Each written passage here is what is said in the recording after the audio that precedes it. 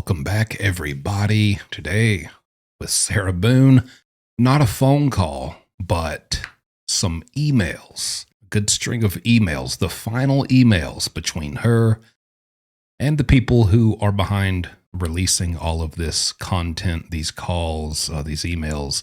I think they even have journal, diary entries, and all types of things. Some of that is on their channel. Some of that is on their Patreon. If you're interested, check them out. All credit to the YouTube channel, The Third Rail, right here. So thanks to them. And even though these are the final emails, there's still plenty of more content with Sarah Boone to come. And I promise it gets wackier and wackier with each thing that comes out. So buckle up, grab your cheese, and let's get started.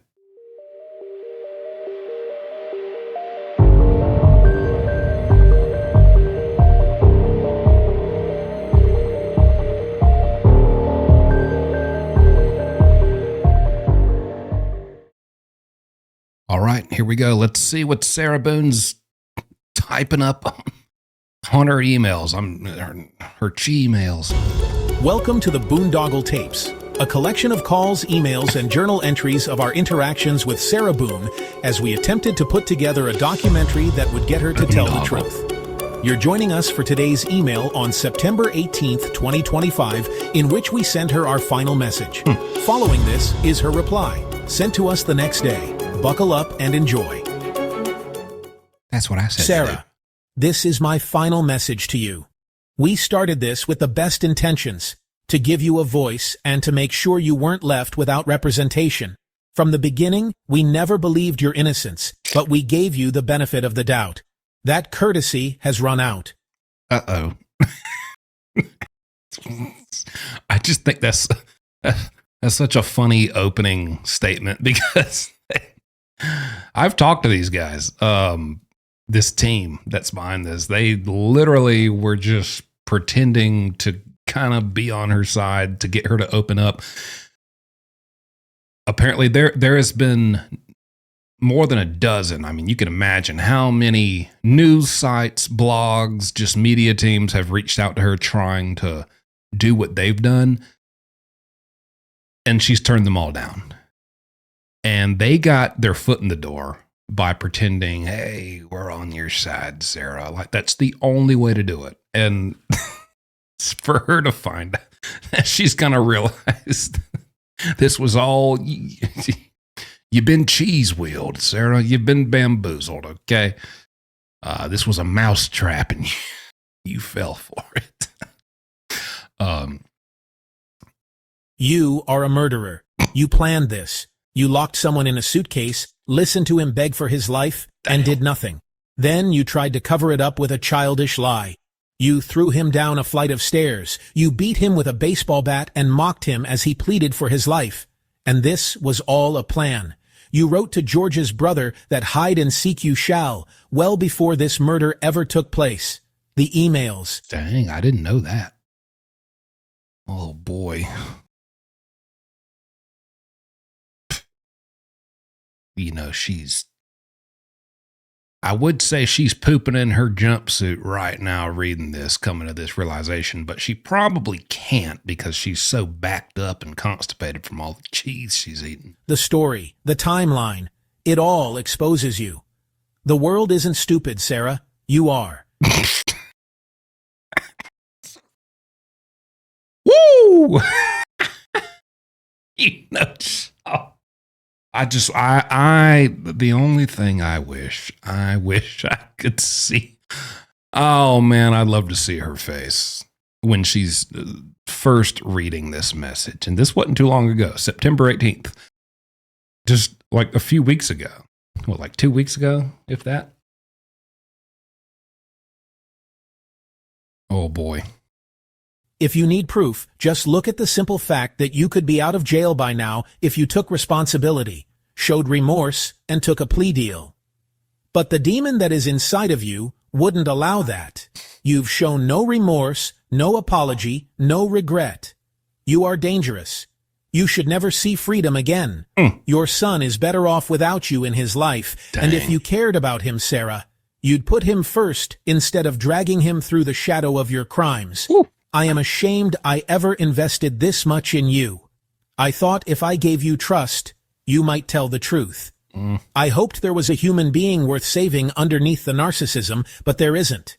You had moments where I thought I saw something good. What a pathetic waste that turned out to be. Yeah, well, sometimes you got to judge a book by its haircut, and it's,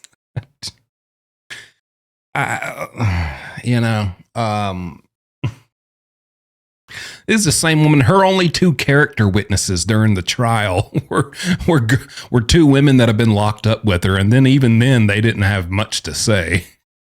She shared her biscuit with me one Friday morning when my tummy was rumbling. She's a good woman. Let her go, Judge. Don't do it. Don't do it, Judge. Here's the reality. You are a monster. The kind people fear is hiding under the bed. There is no redemption for you in this life without brutal honesty. Tell the Or in their luggage closet. truth. Explain what you did and why. Admit it to the world and to yourself. Without that, you will die exactly as you lived. Selfish, manipulative, and empty. You say you have found God, but know this.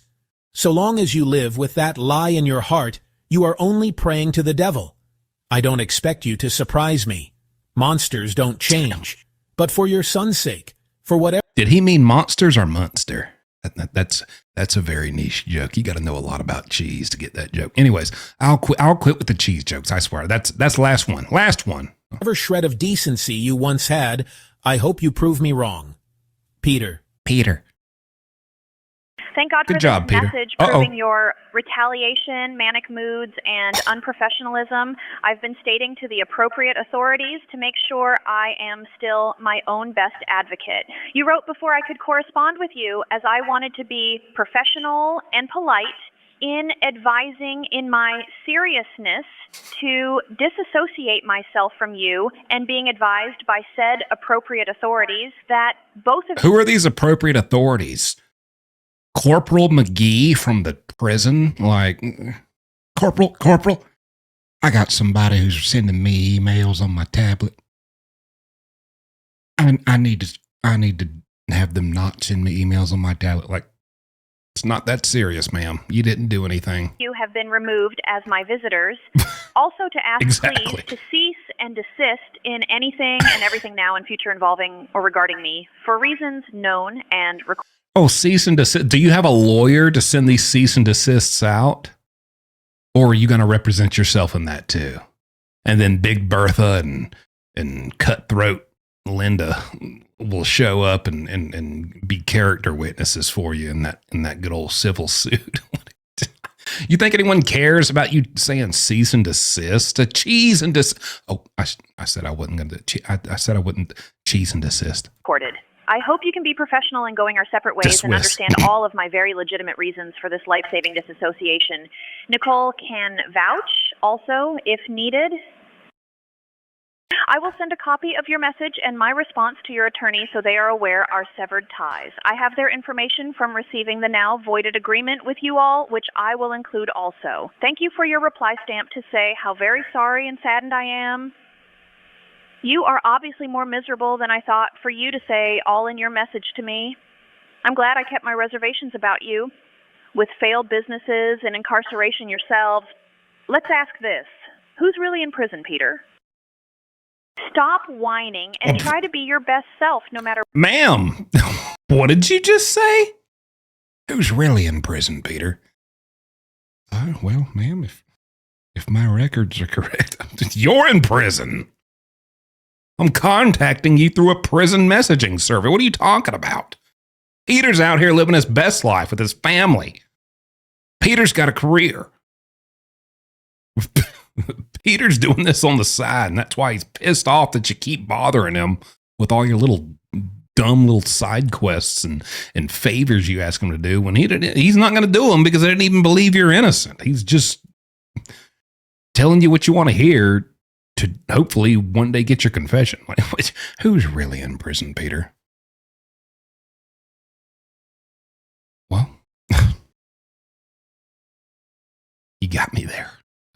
where you are. Is this a trick I do, question? and I smile with joy in my heart, blessed by God himself with strength to overcome unpleasant people such as you. Silesia, 17th century. I am like God and God like me. Just displayed with your unkind words. What comes out of your mouth comes from your heart. Remember That wasn't my edit. So you don't get so upset from any of your other victims you're trying to manipulate in falling for your delirium and untrue experience, hoping they're not as smart as I am. I love how, hang on, back this up. I love how, she's so smart and educated and literate and just professional. And oh my goodness, this is just such a well put together email. But then doofus, look at this line. She says, what comes out of your mouth comes from your heart. Remember that so you don't get so upset from any of your other quotations, victims. That's how she wrote it. Victims you're trying to manipulate. So that would imply that you also fall into the category of people who aren't really a victim. You're not a victim. You're the perpetrator. You're the killer. What a doofus. What a doofus. Manipulate in falling for your delirium and untrue experience, hoping they're not as smart as I am. How can I learn you? How can I read you? How can I think you? And I can out-philosophize you. And I'm gonna outlast you. To see your now proven wolf eyes behind the sheep's mask. I will pray for them too. Did she say behind the wolf eyes behind the cheese mask? Oh, sheep mask. Okay, all right, that makes more sense. I hope somewhere in someone you're sending all your lures out to bites and makes you big, redeeming yourselves in your failures and obvious dysfunctions. I'm just glad my prayers have been answered, and I can permanently distance myself from you, your trouble, and danger. If you play with dogs, you're going to catch fleas. Focus on God. Ma'am, that's like saying if you drink wine, you're going to zip people up in suitcases.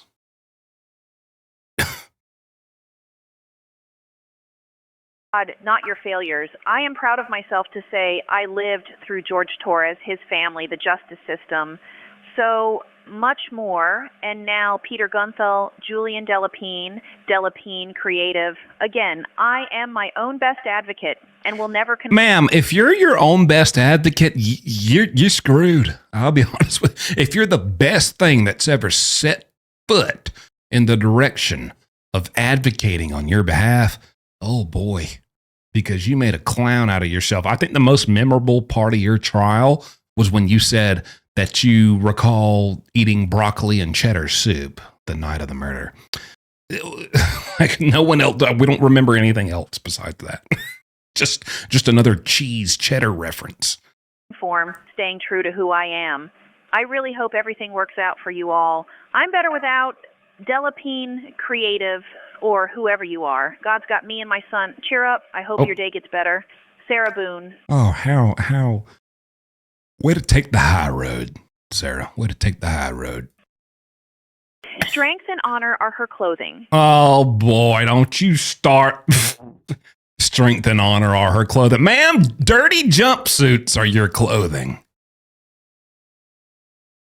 She shall rejoice in time to come. You will not rejoice ever again in your life. I'll guarantee you that.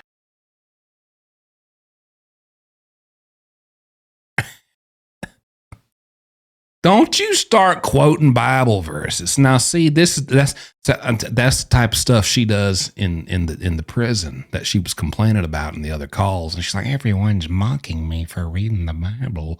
It's because you're going around here saying silly stuff that you're not even practicing what you preach.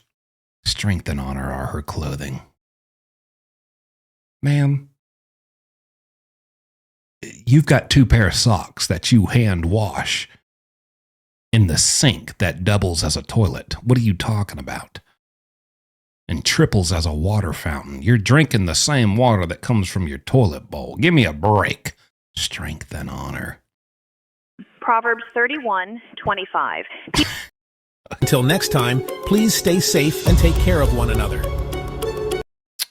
I will tell you what. It's very interesting to hear this. I think we heard a call where Peter, the guy, or not Peter, Julian, one of them, probably Julian. That was last video, and he was like, basically, I'm done with you. I'm sick of you. Screw you. And now these are the final emails. After that, just probably she sent something because, maybe they wouldn't pick up the phone. So she sent an email and they replied with that email. That's my assumption. Just kind of ending it off. And yes, this is entertaining. We love to hear it. We love to see Sarah getting crapped on and finding out it was all a big ruse. But again, there are so many piles and piles of phone call recordings of what led up to that, which I get it. We're hearing your plan all along, and it's very entertaining and satisfying to hear them abandon you after that was your last hope of having someone actually say they believe your BS, which they never really did. So it's a good stick it to you, but we want to hear how this started, how it built up, and everything in between. Tell the story. Go ahead. Let's hear it. So there's that interesting stuff, but I want to know how long this went on and how it started and how much she was really tricked and convinced. Like, obviously she was, but just like, how good did you get her? Like, we want to hear it, so I'm eagerly awaiting the calls, and I hope we'll hear some from the beginning when she probably felt very safe and trusting to open up with whatever spiel and crap she's cooked up in her head and whatever narrative she wanted to spin. I would love to hear that. That would be so entertaining, just to know how full of crap she is. So yeah, other than that, as soon as there's something else released, I'll be reacting. In the meantime, we'll have other videos coming soon. Thanks for watching. I'll see you next time.